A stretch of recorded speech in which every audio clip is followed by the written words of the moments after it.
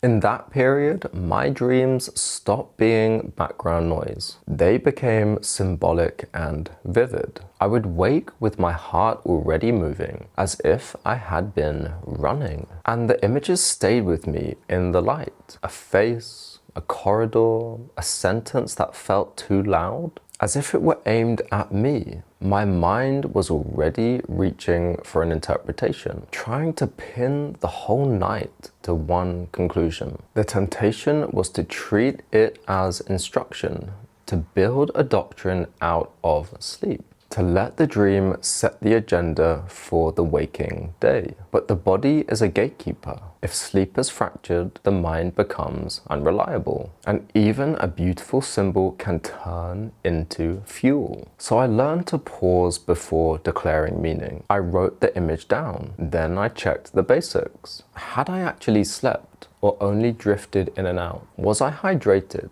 Had I eaten? What did my body know before my mind began building a story around it? There was something old in that discipline, something almost childlike. Long before language, the psyche already knows through sensation, atmosphere, and image. That does not make every dream sacred law. It only means the symbolic life can speak before the rational mind catches up. In Tibetan teachings, wrathful deities appear in transitional states. They look terrifying to behold, but they are mirrors of the psyche, not external enemies and devils. That image helped me. What I was seeing at night was not proof that reality had changed. It was proof that my nervous system and imagination were turning up the volume. Across cultures, dreams, visitations, altered imagery, possession states, and symbolic encounters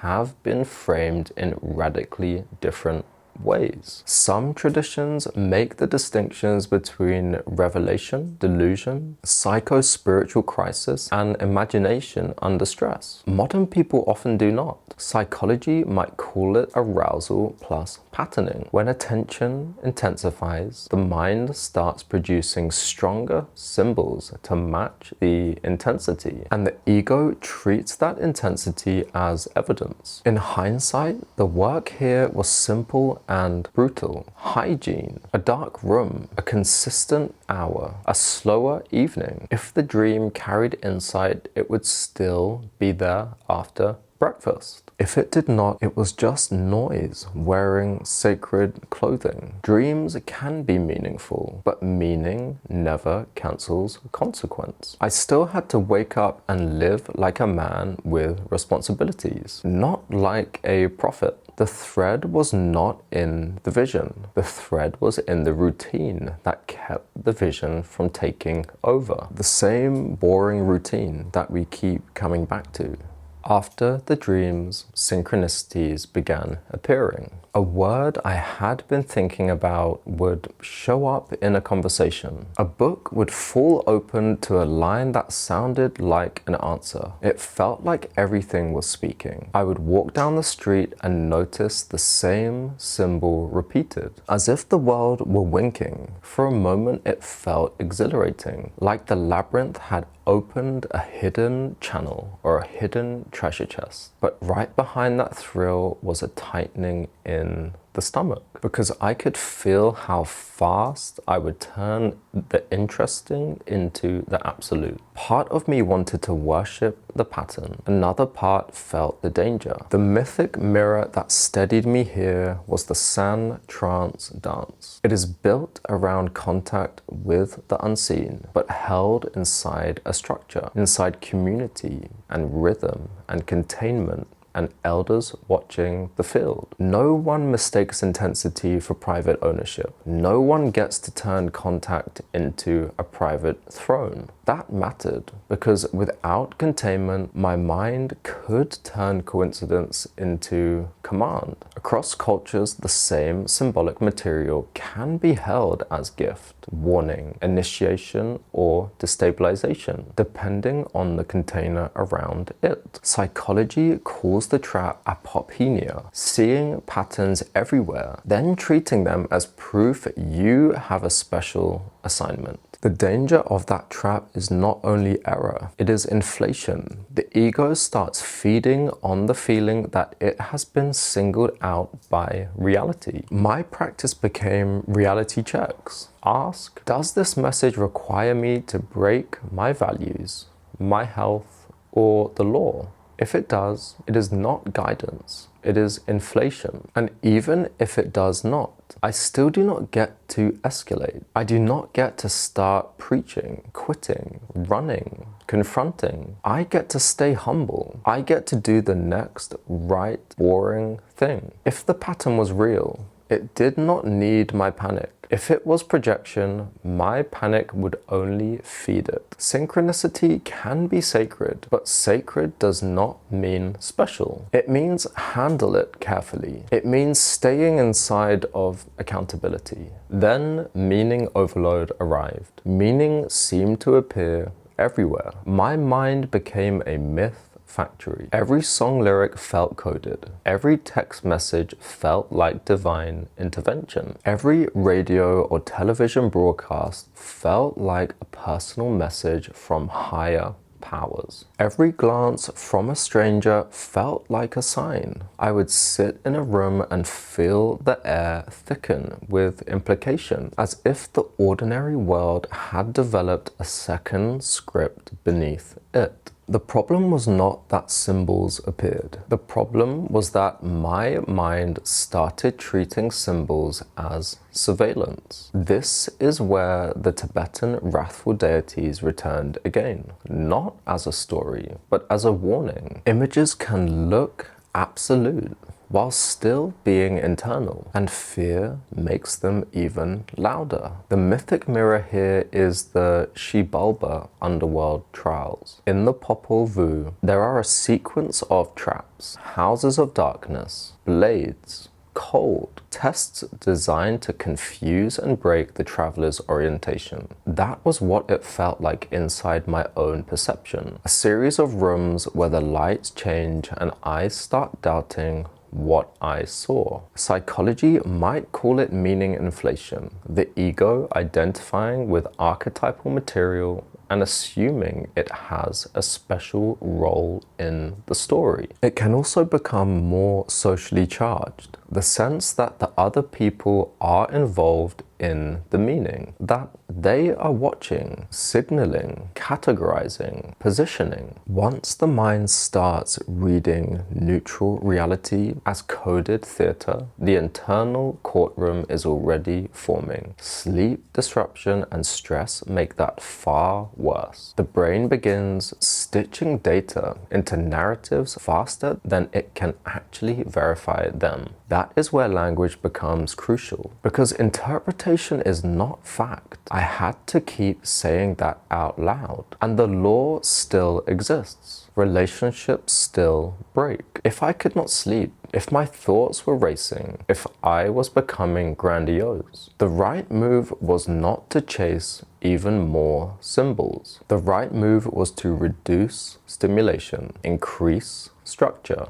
and let the nervous system settle. No more late night spirals, no obsessive reading, no feeding the myth factory. Meaning is not a license, it is a responsibility. The thread is built from small acts that keep the mind from turning the world into a private religion. There is a point where symbolism can tilt into threat. The danger of paranoia emerges. The same pattern detection that makes a man feel awakened can make him feel hunted. A coincidence turns into a warning. A silence turns into a plot. A random glance becomes a signal, and once that slide begins, it is hard to reason your way out of, because the mind will recruit everything as evidence. I remember feeling the edge of that, not full collapse, but the doorway, a tightening behind the eyes, the impulse to scan, the urge to withdraw and figure it all out.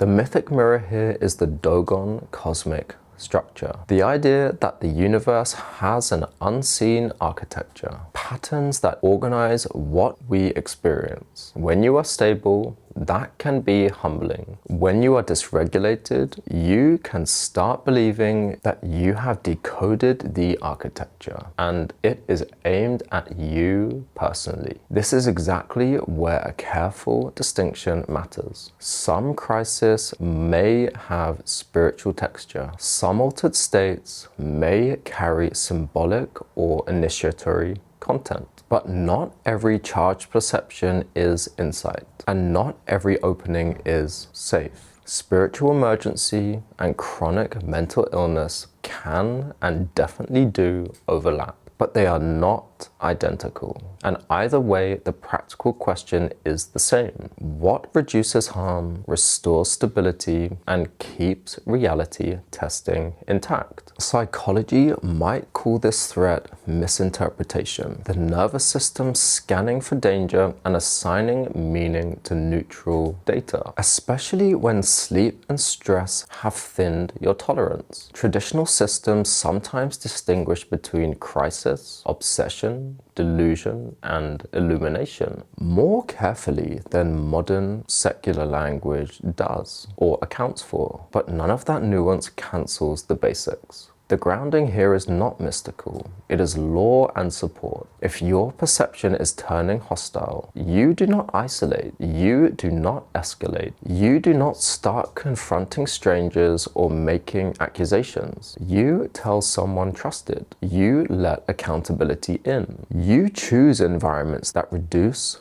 risk. You reduce substances and stimulation, not because spirit is punishing you, but because your brain is overheating. You do the boring basics. You sleep, you eat, you move your body until the adrenaline drains. You keep your calendar simple and your world small enough to stabilize. You remember consequence. Fire will burn. Police still exist. Your body still breaks. The unseen does not cancel the seen. The thread is what keeps you from turning myth into warfare. And it is built out of support, out of discipline, and out of humble reality testing. Always. The moment that saved me in that chapter was ordinary. Grounding practices restored balance. That was the return of the thread. I wrote down what I had actually experienced. Then I circled the only question that mattered. Am I sleeping? Am I eating? Am I staying connected? Am I staying inside consequence? If the answer was no, nothing else was spiritual. Across dream and prophecy traditions, symbolic material is treated with respect, but not as a court order.